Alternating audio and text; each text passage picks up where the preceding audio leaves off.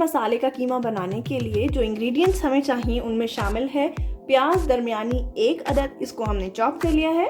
लहसुन की 4 कलियां या 4 जवे, वो भी हमने काट लिए हैं, चॉप कर लिए हैं। इसके अलावा अदरक 1 टुकड़ा चाहिए 1 इंच का, उसको भी मैंने बारीक बारीक काट लिया है। इसके अलावा ज़ीरा चाहिए 1/2 टेबल स्पून, कुटी लाल मिर्च 1 टेबल स्पून, काली मिर्चें 20 अदद, लौंग 4 अदद, बादियान खताई या बादियान का फूल 1 अदद, बड़ी इलायची 2 अदद, हल्दी का पाउडर 1/2 टीस्पून, दालचीनी 1 बड़ा टुकड़ा, उसके मैंने छोटे छोटे और टुकड़े काट लिए हैं, तोड़ दिए हैं। इसके अलावा नमक हमें हस्बे जायका चाहिए। दही हमने लिए है 1/2 कप, इसका पानी निकला हुआ है, सिर्फ दही है ये और घर की बनाई हुई दही है।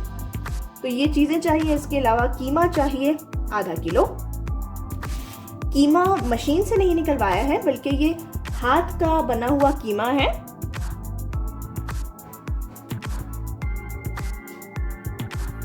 मीडियम फ्लेम पे मैंने 1 कप ऑयल गरम किया है इस कुकर के अंदर। अब मैं इसमें शामिल करूंगी साबित गरम मसाला यानी ज़ीरा और दालचीनी, बादियान का फूल, इलायची, ताकि अच्छे तरीके से फ्राई हो जाए। इसके अलावा मैं इसमें शामिल कर रही हूँ लहसुन और अदरक,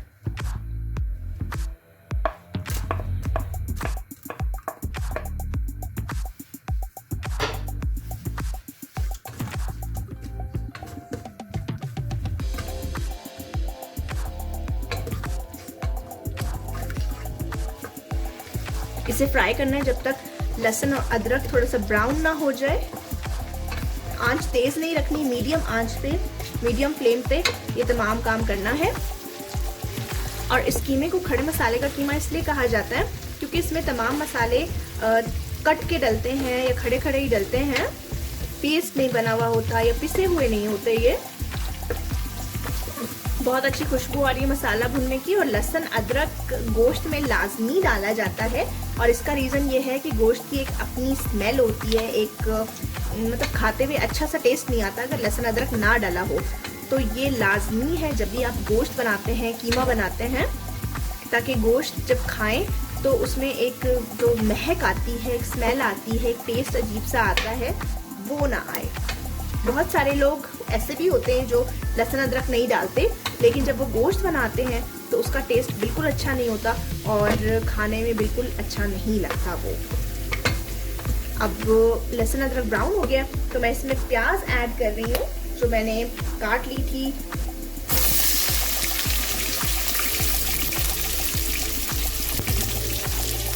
अब प्याज को ब्राउन नहीं करना है, बस इतना पकाना है कि ये नरम हो जाए।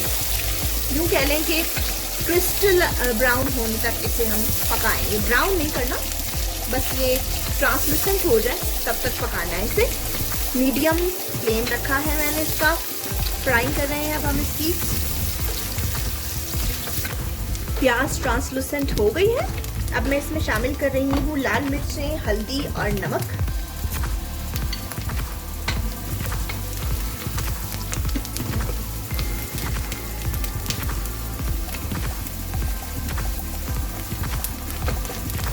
बस ज़रा सा मिक्स किया और अब मैं इसमें कीमा शामिल कर रही हूँ।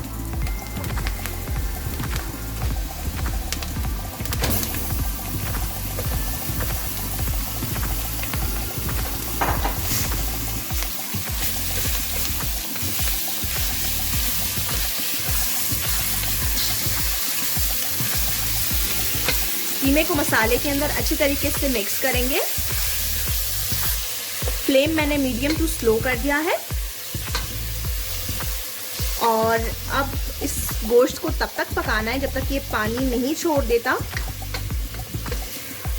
और इसका कलर चेंज नहीं हो जाता। अब तमाम मसाला मैं मिक्स कर चुकी हूँ। अब मैं वापस फ्लेम को मीडियम कर रही हूँ।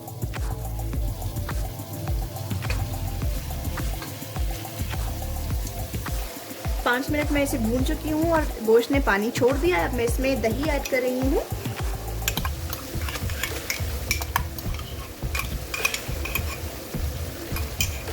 इसे मिक्स करेंगे। अब दही भी डाल चुकी हूँ, इसमें पानी काफ़ी हो गया है। अब मज़ीद पानी ऐड नहीं करूँगी क्योंकि इसमें मज़ीद पानी डालने की गुंजाइश नहीं है, इसी पानी में ये पक जाएगा। अब मैं कुकर का ढक्कन लगाऊंगी और 5 मिनट के लिए इसे मीडियम आंच पे पकने दूंगी। कुकर मैंने बंद कर दिया है। अब 5 मिनट बाद मैं इसे खोलूंगी और चेक करूंगी। 5 मिनट गुजर चुके हैं और कुकर मैंने खोल दिया है। कीमा बिल्कुल रेडी है। अब मैं इसे सर्व करूंगी। अब चूंकि इसमें थोड़ा सा नमी है, पानी है, उसे हम थोड़ा सा भूनेंगे ताकि ये पानी ड्राई हो जाए और ये कीमा घी छोड़ दे।